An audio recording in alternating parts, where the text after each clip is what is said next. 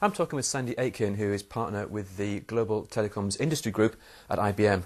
Sandy, thanks for talking with Telecom TV. Pleasure. We want to talk about the impact that Web 2.0 is having on telcos and how it's affecting their profitability and their entire business models.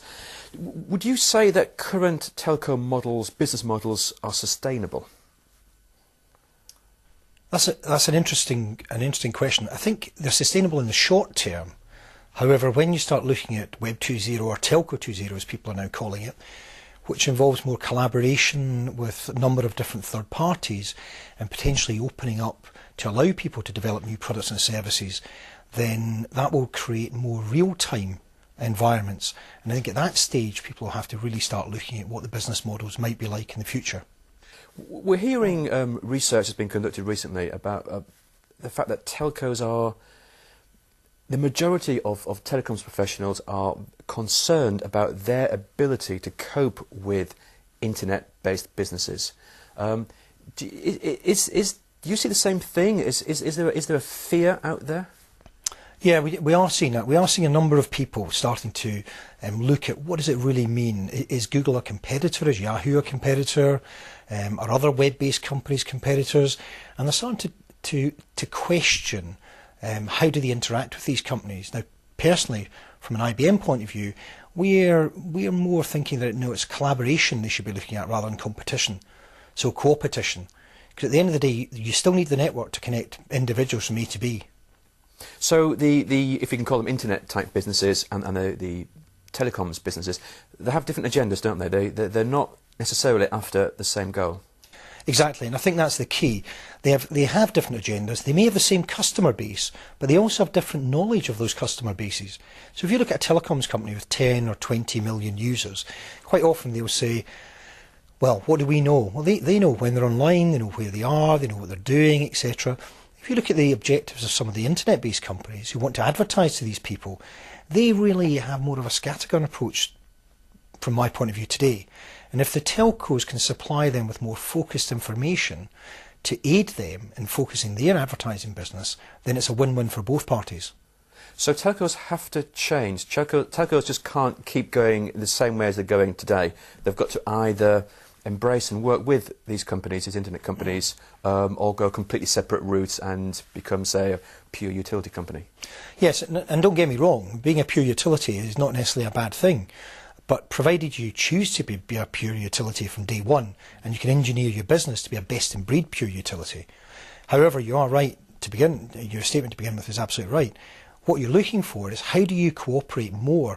And it's not just with the web-based companies, it's with your own subscribers, your consumers and enterprises, to bring them the very best of the web and help them develop the services they want.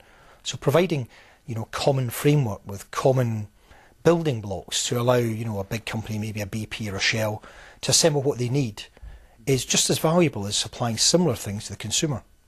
There's also talk that a lot of these internet models that we're seeing, be they user-generated content or social networking, don't appear to generate much revenue at this stage. They're seeing a lot of traffic, a lot of usability, but in revenue terms, there's some question marks there. If telcos, try and embrace this and work with them, is there a danger that they'll see their profitability dip? It's an interesting point. I'm not sure any of us really know what the end game will be. I mean, there's a lot of talk about where will the revenue come from here. But if you look at the value chain as being much broader than currently people look at it today, there is more money in the value chain. It's maybe distributed over a wider audience as well. So the key thing, I think, for telecom companies are to really understand what it is they're going to be known for, what are they going to be special for, and then trying to work out how to redesign their business over the next 2, 3 or 4 years to try and make sure that they are achieving the visions of Web 2.0 are setting down today. So in the same way that technology has changed businesses, we've talked about disruptive technologies and the effect it has, the pure business models are having a same impact on telcos and their operations. Absolutely. I mean, it's quite clear when you start moving to these new business models, even taking incremental steps. So if you move to real-time applications where you have to provision and you have to deliver the service in real time, you also have to charge for it. You have to think of new innovative models to actually take revenue for it. And that's becoming very important, and it's throwing up lots of areas where telecom companies are starting to redevelop their businesses to make sure they maintain competitiveness moving forward. And also, they've got the ability to add value to these other third parties. And is partnership important as they progress and evolve their businesses? No, I absolutely think partnerships are crucial. I think as we evolve into the future, the partnership model is going to be one of the most important things. But it's not so much, do you have the right partner today? It's how do you develop an environment where you can partner with anybody who wishes to supply products and services to your end customers. What stage do you think we're at? We're talking about this here in the studio in theoretical terms. Sure.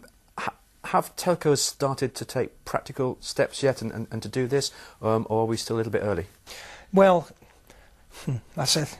It's always when do you start, when not you start. I mean, we drew out a vision for this about a year ago, and we started looking at it from very much a strategy point of view. But quite quickly we realised that in a similar situation to the motor manufacturing businesses of the 80s and early 90s, where they realised they had to do a radical rethink of how they manufactured motors by moving to common components which could be assembled and add a little something different, a little touch to make it something special, maybe like the Audi TT and the Volkswagen Golf. You know, different body shape, adds value, different colours, etc. The telecoms industry has to start moving in that direction. And I think what's happening now is a lot of the clients we work with are realising there are steps they can take, and we're helping them understand which ones are most effective, which will not restrict their vision for the future. In fact, will enhance and open up many more avenues for revenue generation and cost reduction than they currently have today. And final question for you, brings us full circle in a way. How confident are you, how confident is IBM that the telecoms community can manage this change and can evolve their business models? Well, I think that's a $64,000 question, isn't it? Interesting. I think what you find is that a large number of the operators will manage this through effectively. I think there are some who will probably be too late, and there's some who will choose not to. And it'll be interesting to see which ones come out on top. But I think there are quite a few who are definitely on track and definitely thinking this through and have the objective to be still around in 5, 10, 15 years, 50 years' time. Sandy Aiken, thank you very much indeed for talking with us. My pleasure, thank you.